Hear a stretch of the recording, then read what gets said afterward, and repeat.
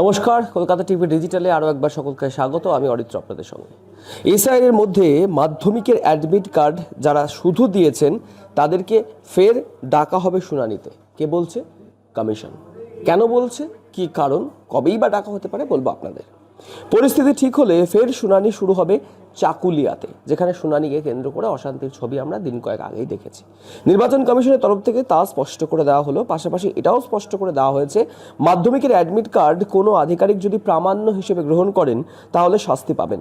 মাধ্যমিকের admit card যারা শুধু দিয়েছেন এমন ব্যক্তিদের ফের ডাকা হবে নির্বাচন কমিশনের এই স্পেশাল ইন্টেন্সিভ রিভিউর শুনানিতে। প্রসঙ্গত, বৃহস্পতিবার এসআইআর শুনানিকে কেন্দ্র করে অগ্নিগর্ভ হয়ে ওঠে উত্তর দিনাজপুরের চাকুলিয়া। পুড়িয়ে দেওয়া হয় বিডিও অফিস, আসবাব থেকে শুরু করে অফিসের ভিতরে সবকিছু তছনছ করে দেওয়া হয় বলে অভিযোগ। পুড়ে খাঁক হয়ে যায় সবকিছু।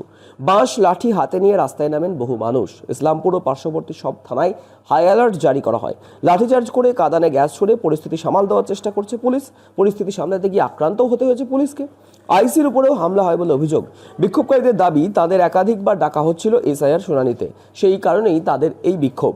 শুধু চাকুলিয়া নয়, বারাসত থেকে বাঁকুড়া অনেক জায়গাতে এই ছবি স্পষ্ট হয়েছে। এসআইআর নিয়ে বিক্ষোভের ছবি দেখা গিয়েছে। তবে এদিন নির্বাচন কমিশনের তরফ থেকে স্পষ্ট একটা বিষয় জানিয়ে দেওয়া হয়েছে যে রোলের সময় পুলিশ কমিশনের অধীনে না থাকলেও তাদের নিরাপত্তা দিতে বাধ্য। 3000 মাইক্রো অবজারভার যারা নতুন আসছেন তাদের মধ্যে 330 জন বাইরের রাজ্য থেকে, এমনটা স্পষ্ট করে দিয়েছে নির্বাচন কমিশন।